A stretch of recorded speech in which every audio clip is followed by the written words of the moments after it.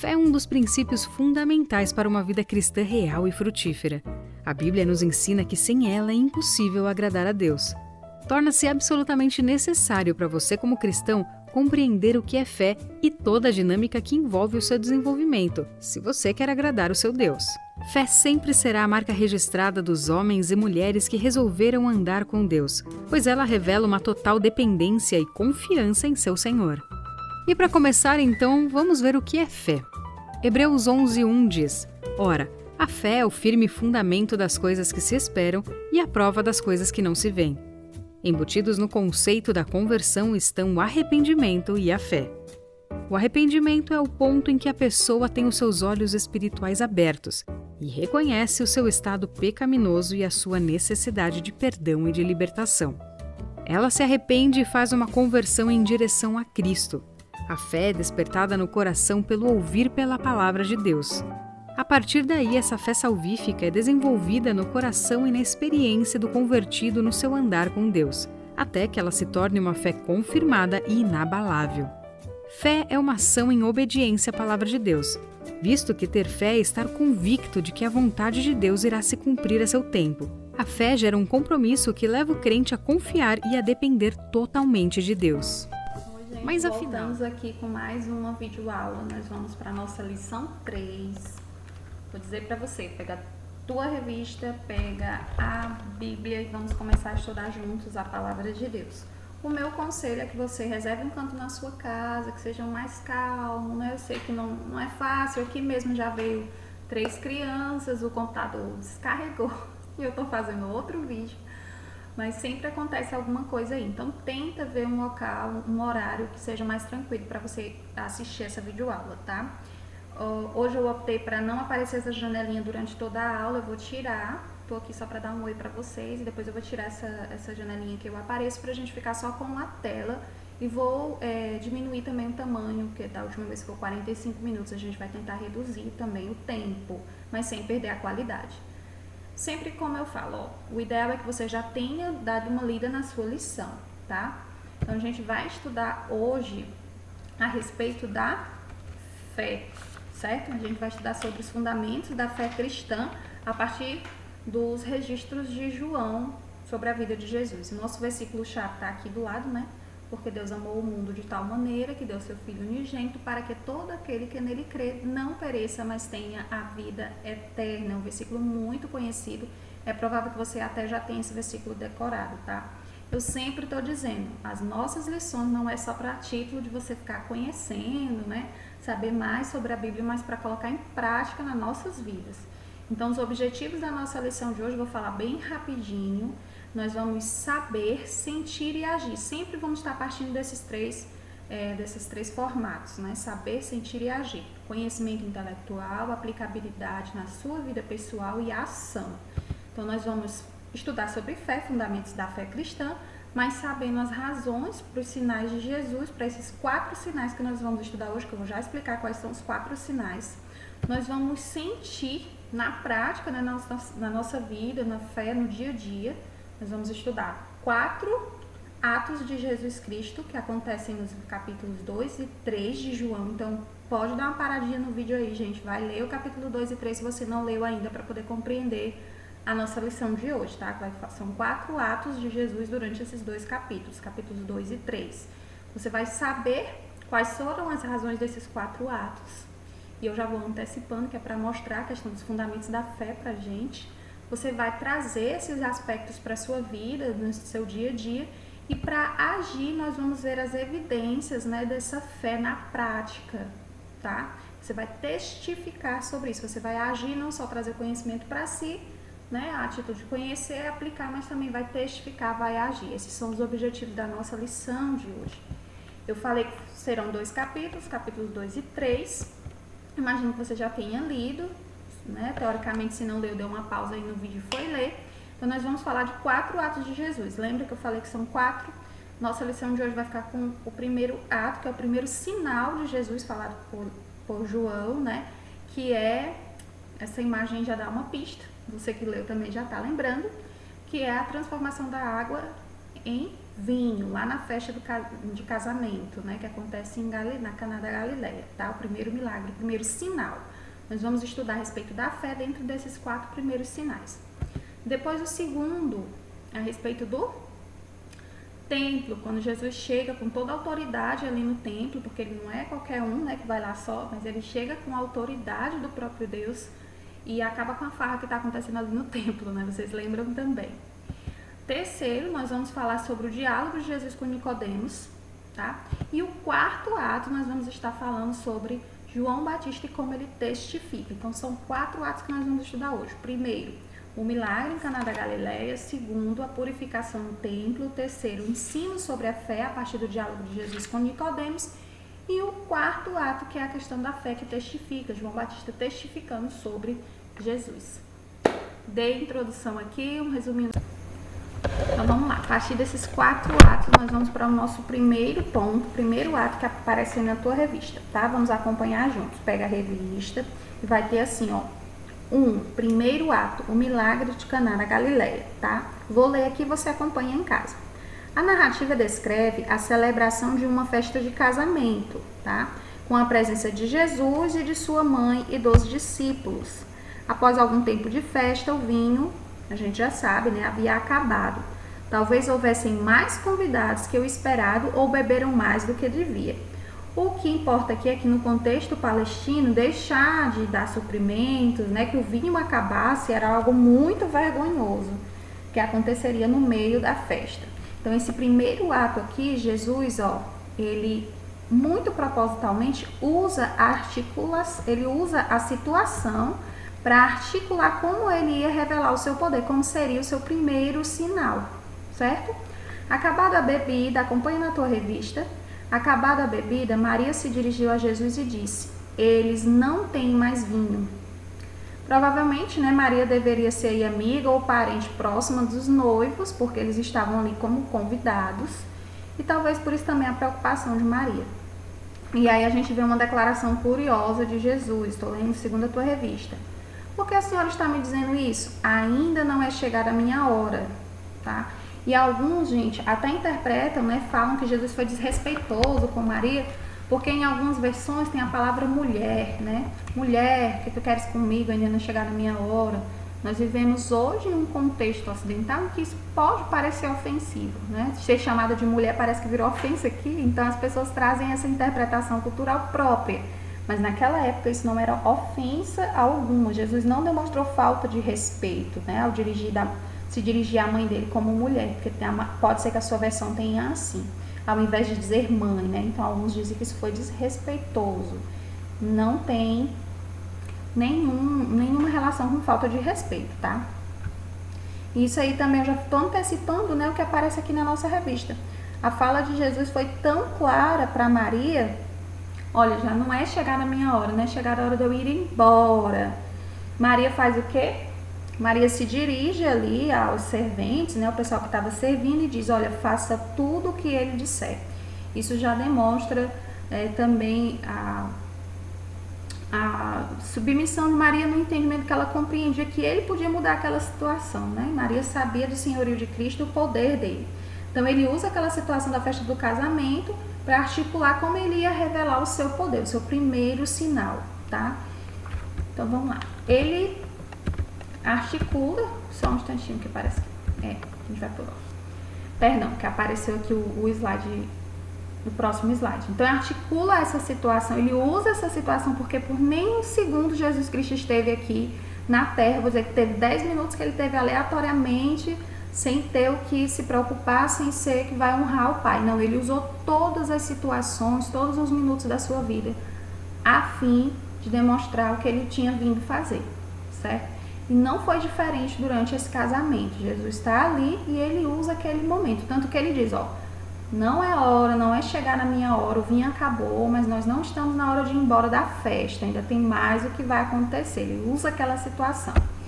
Jesus, ele demonstra o seu poder. Então ele articula, né? E ele demonstra o seu poder dentro dessa situação do casamento. Vou ler igual a tua revista. Para produzir vinho, deixa eu só passar, pronto, ficou melhor.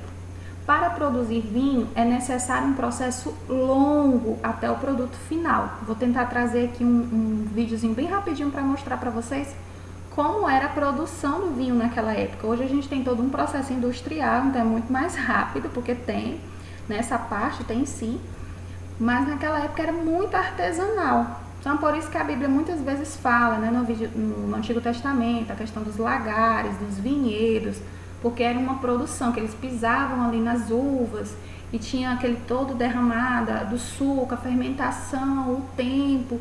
Então era um processo muito longo até se chegar no vinho. E olha só a expertise, né? Como Jesus era sábio. Ele pega a situação, articula um casamento, tem muitas pessoas próximas, inclusive provavelmente da família de Maria, e ele escolhe aquele momento para começar fazer o seu primeiro sinal, e em algo que não poderiam duvidar da questão do poder dele, porque não era um kisuke, né, um pozinho que você colocava ali de uva e se transformava no vinho, não, era algo que demoraria muito se fosse por ações humanas, mas esse processo reduz muito porque foi pelas mãos do próprio Jesus. Tanto que a expressão, né, do encarregado lá é, olha, normalmente serve-se primeiro o melhor vinho, mas você deixou o melhor vinho para o final. E de fato era o melhor vinho, porque havia sido transformado ali pelo próprio Senhor. Ele também usa essa mesma situação, gente, para revelar a sua glória. Jesus usa essa situação para revelar a sua glória, tá? Vou ler aqui com vocês. Olha na tua revista que tem assim, ó, Jesus revelou a sua glória. Vamos lá? Mais do que um milagre, aquele evento era um sinal que evidenciava a chegada do Messias. Lembra? Ele escolheu a festividade, muitas pessoas, o local certo, pessoas próximas, uma situação que era demonstração de todo o poder, porque para transformar a água em vinho tinha que ter um processo muito demorado, mas Jesus faz isso em questão de segundos, né? Transforma todas aquelas tigelas de água em vinho, né? Aqueles grandes potes. Era a primeira grande manifestação da glória de Jesus. O verso descreve que após Cristo ter revelado sua glória, os discípulos creram. Foi aquele start, vamos dizer, né? E aí surgem as perguntas: creram porque viram a glória ou porque viram o milagre? Será que entenderam o significado daquele sinal? Né? Aquele momento, Jesus faz essa pergunta várias vezes dentro dos seus milagres. Ele afirma, né? Olha, você creu porque viu. Felizes são aqueles que vão crer sem ver.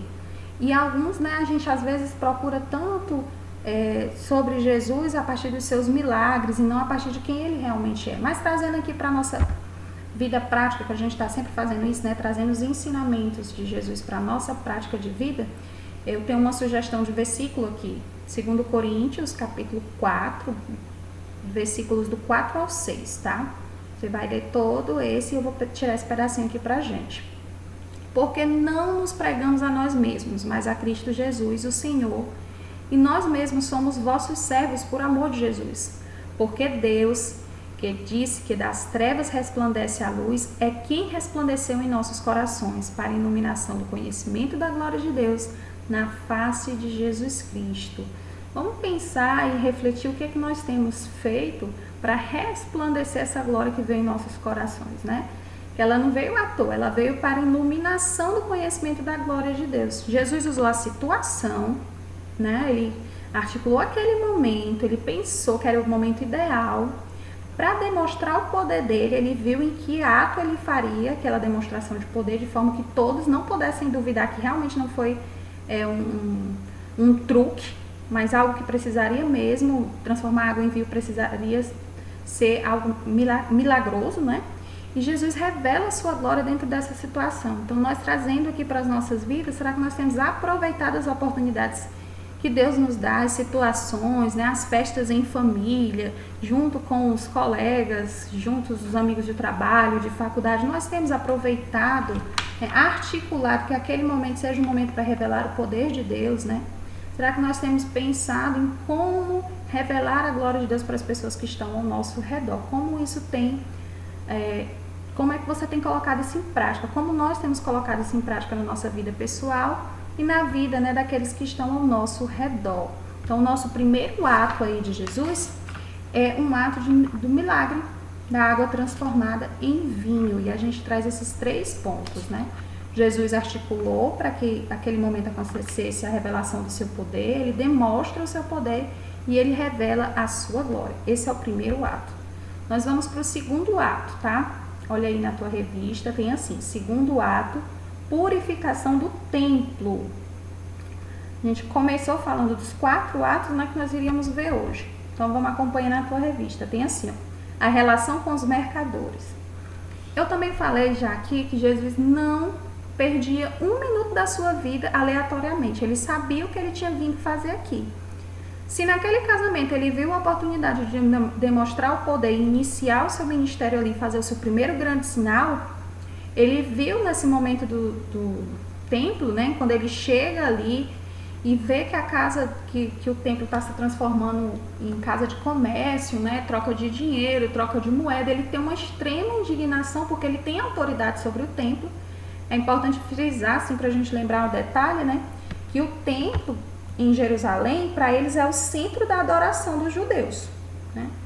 É como se fosse o lugar onde a presença de Deus estaria habitando e era a ligação da terra com o céu, porque eles não tinham esse conceito que nós temos hoje de igreja, pessoas. Esse termo não existia. Para eles era realmente aquele local onde Deus habitava e eles iam até ali para fazer os seus sacrifícios, as suas orações. Hoje o que a gente tem do templo atual são os muros, né, das lamentações. Não tem o templo. Isso aí é uma outra conversa, só para a gente ter essas informações aqui. Então, para eles tinha esse valor, o templo, o local, as paredes, que para nós não é tão contextualizado, não parece ser tão importante, porque para nós a gente entende igreja como corpo e não como local. Mas eles tinham esse local de adoração que era extremamente sagrado. E quando Jesus chega ali, ele não consegue ver a casa do Pai, que é onde habitava a presença do Senhor, é esse significado que tinha para eles, sendo utilizado aí como comércio, vendedores. E resumidamente aqui, para a gente não ler todo esse pedaço, mas você pode acompanhar a leitura depois em casa, se você quiser.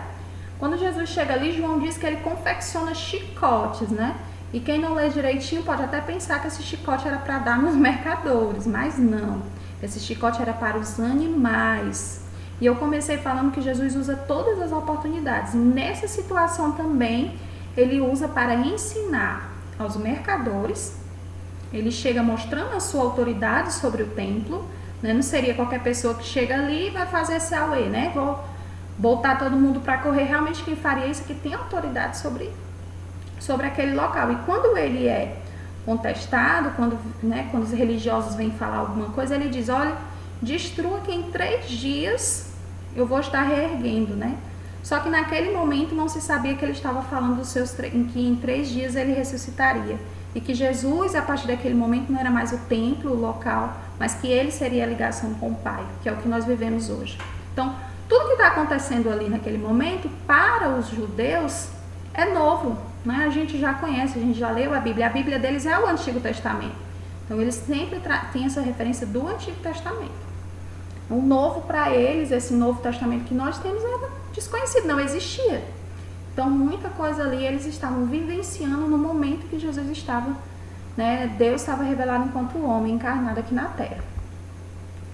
Ele utiliza, lembra a situação para sua relação com os mercadores para ensinar, e essa situação também ensina aos discípulos. É naquele momento ali, do versículo 17, que os discípulos eles ficam fascinados. Eu acabei de falar que a Bíblia deles é o Velho Testamento, então eles começam a ficar assim, boquiabertos, porque fazem, né, essa comparação do que Salmo 69:9 diz, pois o zelo da tua casa me consumiu. Então eles veem ali nessa atitude de Jesus Cristo exatamente acontecendo o que o Velho Testamento dizia, né? Diz, certo?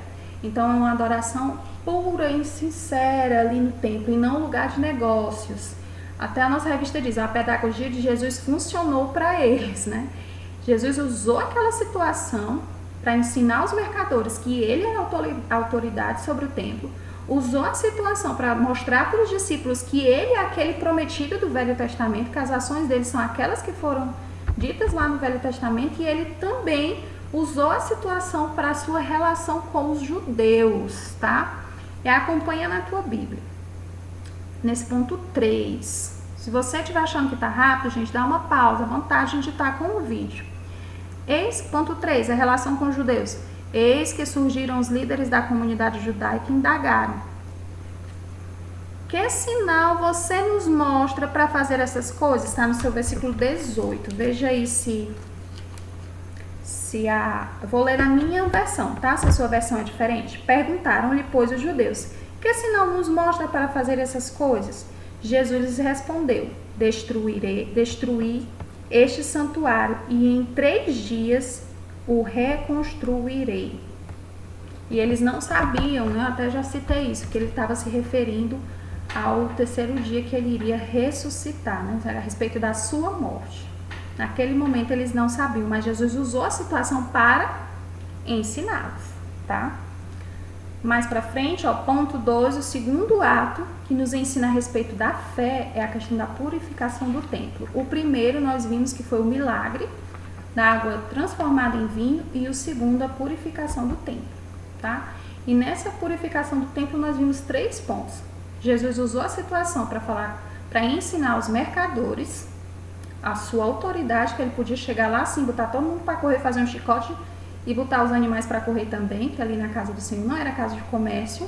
A relação com os discípulos para mostrar que ele é aquele prometido do Velho Testamento, a questão do zelo dele pela casa do Senhor, que se dizia em Salmo, e a relação com os judeus, porque eu falei para vocês a questão do valor que o templo tinha para eles, né? Tem para os judeus. E aí a gente pode pensar assim, gente, ó, nós não devemos concentrar a nossa confiança, né, nos sinais miraculosos que Jesus fez e que ele pode fazer ainda hoje, né?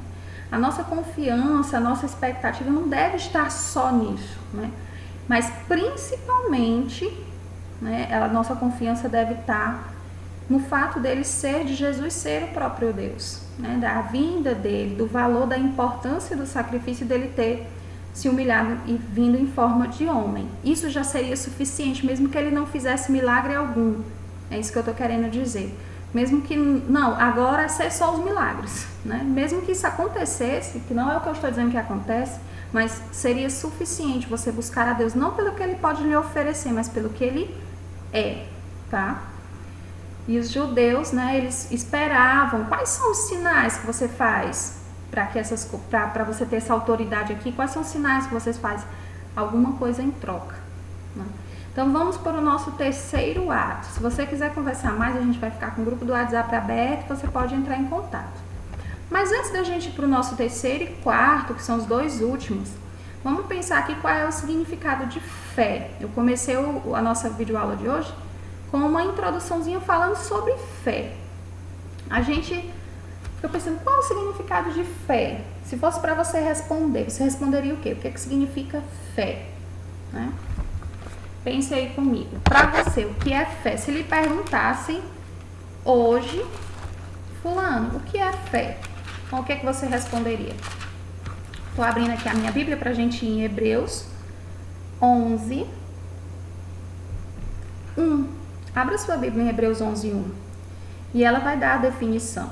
Ora, a fé é a certeza das coisas que se esperam, a convicção de fatos que não se veem. Pela fé, os antigos obtiveram bom testemunho. Pela fé, entendemos que foi o universo formado pela palavra de Deus. Então, é através da fé que nós agradamos a Deus, né? A Bíblia também diz que sem fé é impossível agradar a Deus. E o dicionário, que foi essa definição que eu trouxe para vocês aqui no nosso vídeo, diz assim: significado de fé no dicionário, tá? Convicção intensa e persistente em algo abstrato, que para a pessoa que acredita se torna verdade, uma crença. Nós não podemos tocar no Senhor, isso é fato, né? Nesse momento fisicamente não, ainda não. Mas nós temos uma convicção tão intensa e tão persistente que isso é verdade para nós. E a Bíblia dá a definição de fé, né? E no começo da nossa videoaula também esse videozinho foi super didático, porque ele fala bastante do que é a fé e como ela é gerada em nós. E qual é a ação da fé até mesmo na nossa salvação. Fé e arrependimento, salvação, certo? Então são convicções das coisas que nós esperamos, mas que nós não podemos ver. Sua vida vai ser baseada em fé, Então vamos para os nossos 2 últimos pontos da lição. A gente já viu o milagre, a água transformada em vinho. A gente viu que Jesus utilizou aquela situação para demonstrar o seu poder. Ele foi muito esperto, viu a situação, demonstrou o seu poder, revelou a sua glória no momento certo. O segundo ato, a purificação do templo. Jesus, do mesmo jeito, utilizou a situação para ensinar os mercadores, para ensinar os seus discípulos e para ensinar os judeus. E nós vamos para o nosso terceiro ato, tá? E o terceiro ato de Jesus é um diálogo dele entre Nicodemos e Jesus. E ele está aqui ensinando exatamente sobre fé. E a gente inicia pensando na fé religiosa. Nicodemos, ele era aí um verdadeiro significado de fé religiosa, né? Ele era fariseu, ele era um dos líderes do Sinédrio, a gente tem os versículos que confirmam. Ele viu muitos sinais de Jesus. Como as demais pessoas, ele ficou maravilhado, né? Eu estou lendo aqui, tentando resumir o que está na nossa revista. Ele queria entender mais profundamente a mensagem de Jesus. Alguns dizem que ele foi à noite, né, encontrar Jesus porque não queria ser reconhecido, não queria ser visto, já que ele era um fariseu. Mas o que nos importa aqui é a forma como Jesus inicia esse diálogo, né? A forma como Jesus é bem enfático. Olha, o nascimento natural ocorre pelos homens, mas o nascimento espiritual, ele vem de Deus. E aí a gente tem Efésios 2:8 para fazer essa relação com o que a gente está conversando. Porque pela graça sois salvos por meio da fé. E isso não vem de vós, é dom de Deus. Pela graça sois salvos. Mas tem uma coisinha antes, é por meio de quê? Por meio da fé. Então é você tendo fé somada ao arrependimento que nós temos em consequência a questão da salvação. Mas isso não vem de nós, graças a Deus, que se dependesse da gente nunca ia buscar a Deus. Isso é um dom de Deus, tá? Então a fé religiosa foi o que levou Nicodemos a tentar encontrar Jesus. Na verdade, acredito que Nicodemos não entendia Jesus como o Senhor, o Messias, o Salvador, mas entendia Jesus como um rabi, como um professor, assim como ele era. E Jesus já inicia rebatendo, olha, Israel não precisa de um novo professor, Israel precisa de um novo coração, tá? E nesse terceiro ato, a gente também está falando aí, além da fé religiosa que Nicodemos apresentou, por isso ele foi procurar, ele era muito preocupado com as leis, um homem muito comprometido, né, fariseu, líder do Sinédrio, então um dos líderes, né? Então realmente ele era muito envolvido com as coisas do Senhor. Mas nesse terceiro ato, enquanto Jesus está conversando com Nicodemos, a gente vê uma fé religiosa e a gente também vê quando Jesus começa a falar sobre uma fé regeneradora, né? Jesus aproveita aí o que Nicodemos está conversando com ele. Veja no versículo 4, gente. Vai lá para o capítulo 3, abre a Bíblia. Eu posso falar um pouco mais rápido, porque você tem a oportunidade de pausar o vídeo enquanto está procurando, tá? O versículo. Aí você vai lá para o capítulo 3, versículo 4. Perguntou Nicodemos: como pode um homem nascer sendo velho? Pode, porventura, voltar ao ventre materno e nascer a segunda vez? Nicodemos pergunta isso para Jesus. E Jesus, muito esperto, lembra que ele é o melhor dos pedagogos, dos professores, ele aproveita essa indagação para explicar para Nicodemos sobre a regeneração, tá? Então a gente tem uma fé que é meramente religiosa e Jesus começa a apresentar aquela fé que ela é regeneradora.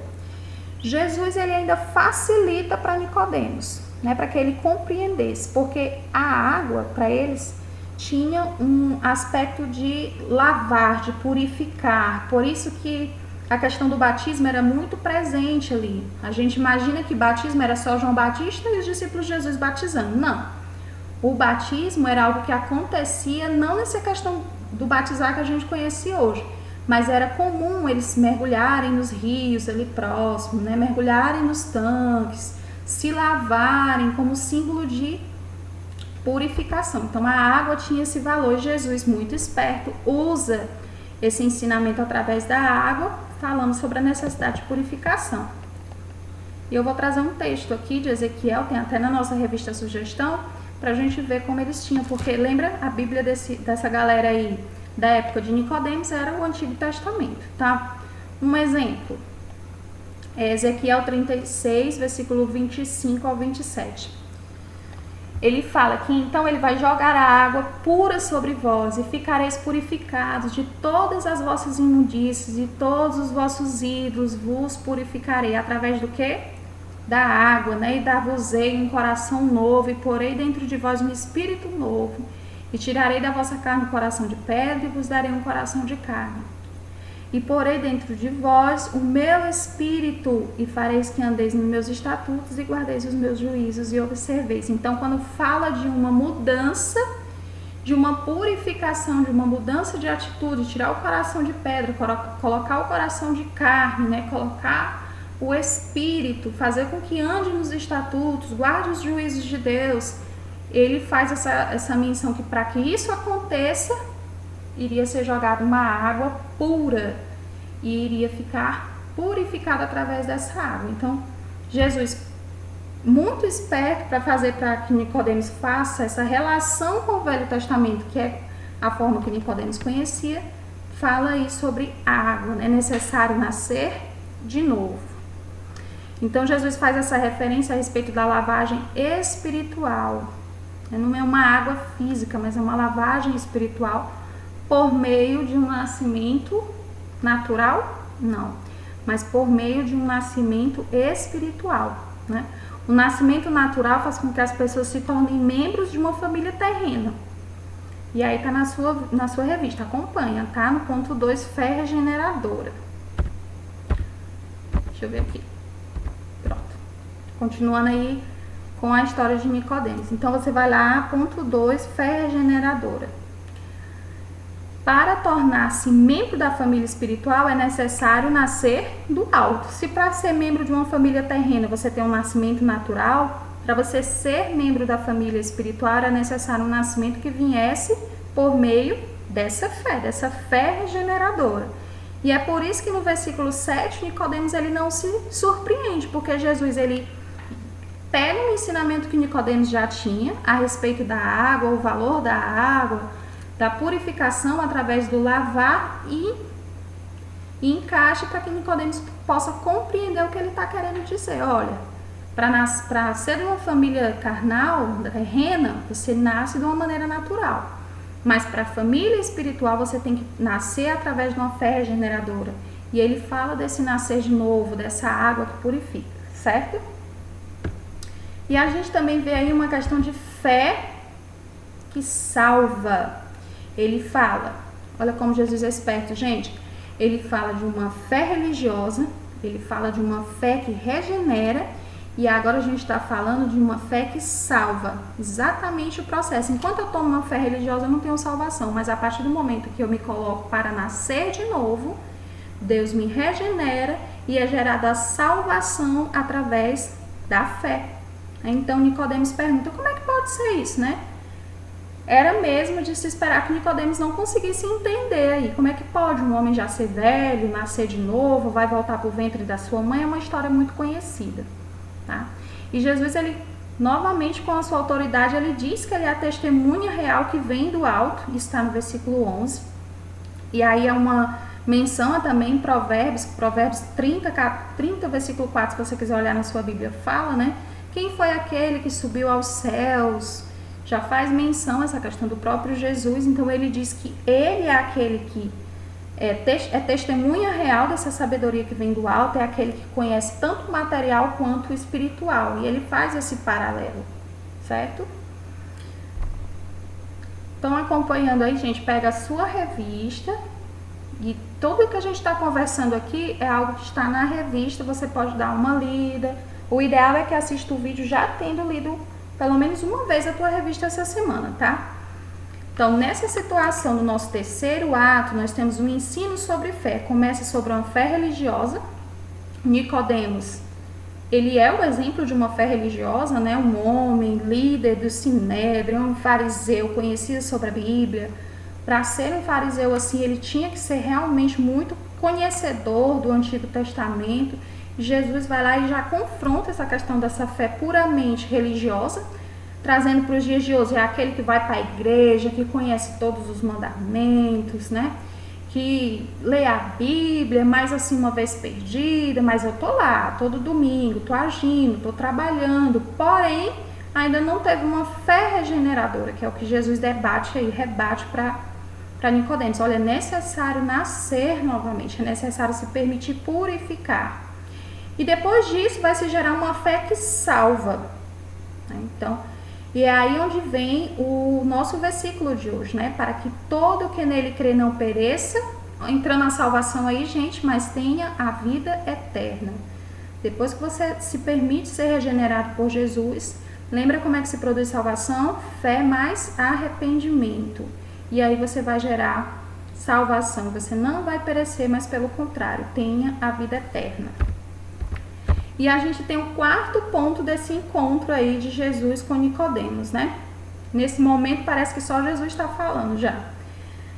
Jesus também faz essa menção nessa questão da fé salvífica, e só para você não se perder na questão, quando a nossa revista fala aqui sobre Jesus Cristo, faz essa menção sobre o Velho Testamento, né? Quando Moisés tem aquela serpente, em que alguém fosse picado, se olhasse para a serpente seria curado, né?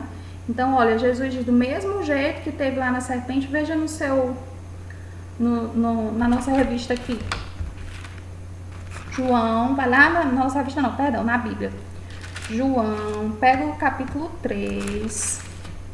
Não sei se vocês estão escutando aqui as páginas da minha Bíblia passando. João, capítulo 3, versículo 14. E do modo porque Moisés levantou a serpente no deserto, assim importa que o Filho do Homem seja levantado, para que todo que nele crê tenha a vida eterna.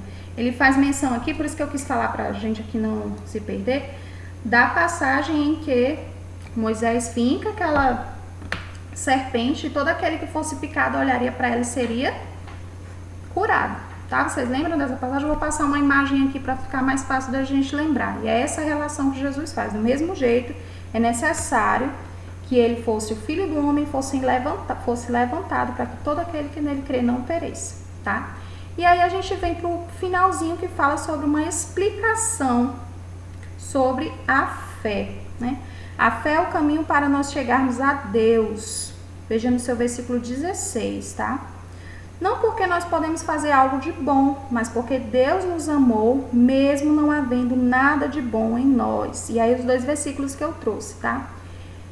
Vamos lá? Eclesiastes 7:20. Todavia, não há um só justo na terra, ninguém que pratique o bem e nunca peque. Do mesmo jeito vem Romanos complementar, Romanos 5:8. Mas Deus prova o seu amor para conosco, no fato de que Cristo Jesus morreu por nós, sendo nós ainda pecadores. Então não há nada que a gente possa fazer. E a fé, ela é a consciência desse grande feito de Deus, né? Ele morreu para nos salvar. E a ausência da fé tira nosso credencial aí para a salvação. De fato, sem fé é impossível agradar a Deus. Lembra do versículo de Hebreus 11:6? Hebreus 11, versículo 6. Sem fé é impossível agradar a Deus. E esse terceiro ato, Jesus conversando com Nicodemos, ele finaliza nessa ideia. Não adianta você ser meramente religioso, você precisa de uma fé regeneradora, você precisa de uma fé que gere salvação, porque sem ela é impossível agradar a Deus. E a gente entra para o nosso quarto ato, que também fala de fé. Mas nesse momento a gente vai para a leitura do capítulo 3, versículo 22 ao 26. Se você não leu, dá uma paradinha para ler, tá? Do 22 ao 26. Algum tempo depois, Jesus e seus discípulos, eles seguem para a Judéia, e lá algumas pessoas eram batizadas. Jesus mesmo, lembra, ele não batizava, mas quem batizava eram os discípulos. A gente já falou isso aqui na lição de hoje. Já lá no Vale do Jordão, quem estava batizando era João Batista. E ali surge uma discussão falando sobre a questão da purificação. Lembra que eu falei que era um costume deles usarem água, usarem rios, os tanques, se lavarem antes de entrar nas orações, nos templos, né, mergulharem, porque era um costume cultural deles associar a água com purificação, tá? E aí naquela situação surge, né, essa discussão sobre como é que seria o cerimonial de purificação, porque eles tinham todo um cerimonial para fazer essa purificação, não era só mergulhar e subir. O que a gente conhece por batismo é muito referente ao que os discípulos de Jesus faziam e João Batista fazia, mas já era uma cultura dos judeus fazer isso bem antes de João Batista e Jesus iniciarem essa prática, tá? Que a gente conhece, né, como batismo. Então, vem essa indagação para João Batista: mestre, aquele que estava com o Senhor no outro lado do Jordão, do qual o Senhor deu testemunho, a gente já leu sobre isso, está batizando e todos vão até ele. A fé de João Batista aqui, ela testifica sobre Jesus. Ele não diz sobre ele, sobre o próprio João Batista. Ele não vai falar dele. Ele não vai defender o ministério dele. Ele responde dizendo assim, ó: convém que ele cresça e que eu diminua. Essa é a resposta de João Batista. Naquela situação, eles vêm indagar: olha, aquele homem que o Senhor deu testemunho, mestre, né, João Batista, ele está batizando do outro lado e todas as pessoas estão indo até ele. Você está aqui, um grupo, vamos dizer, menor. Mas o que ele diz? Ele não vem falar do próprio ministério. Ele pega essa situação e tira o foco dele, porque o que importa é que Jesus cresça e eu diminua. E seguindo essa leitura, você vai ver lá no versículo 29, que ele faz essa comparação como se fosse um casamento, né? Ele diz que o homem mais importante do casamento é o convidado, é o amigo, é o padrinho. Não, o mais importante do casamento é quem? O noivo, né? E João demonstra ali essa alegria dele de ouvir falar do sucesso de Jesus. O que é que João faz com essa situação toda?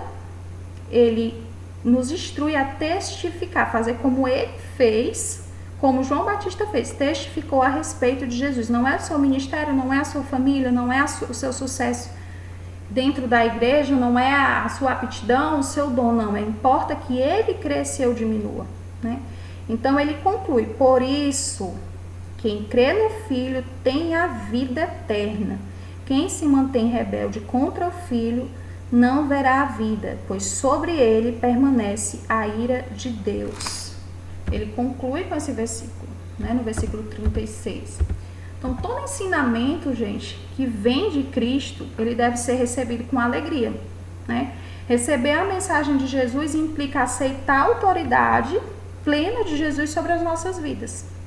Essa é a nossa fé, né? E aí eu fico deixando aqui a nossa pergunta: como que nós temos, né, nos regozijados, né, na fé que o Senhor Jesus nos deu no dia a dia? Como é que isso tem acontecido na sua vida? Como é que eu tenho feito na minha vida?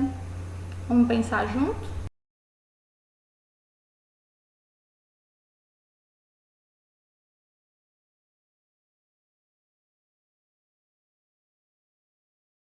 Aqui com a janelinha para a gente concluir. Então, quais foram as nossas lições de fé hoje, né?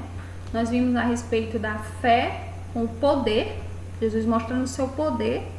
Através da fé, nós podemos também demonstrar o poder de Jesus, a autoridade que nós temos em Cristo Jesus.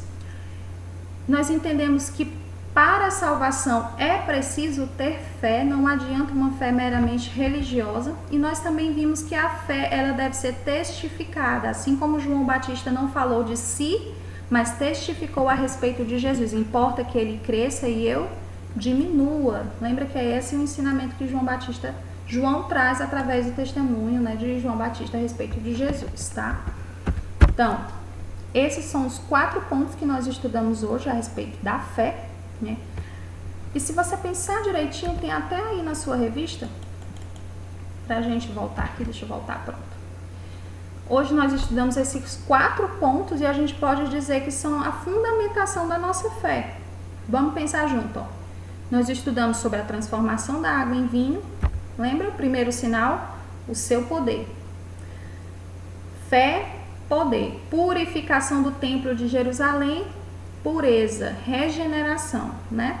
Que também foi ensinado dentro do ensino com Nicodemos, dentro do diálogo com Nicodemos. É preciso uma fé regeneradora. E Jesus usa aquela situação como um evangelismo, um ensino. E depois tem o ensino do evangelho através do batismo com João Batista. É ou não é a linha que o crente segue, né? É a nossa linha a partir da conversão, o poder para a conversão, essa autoridade.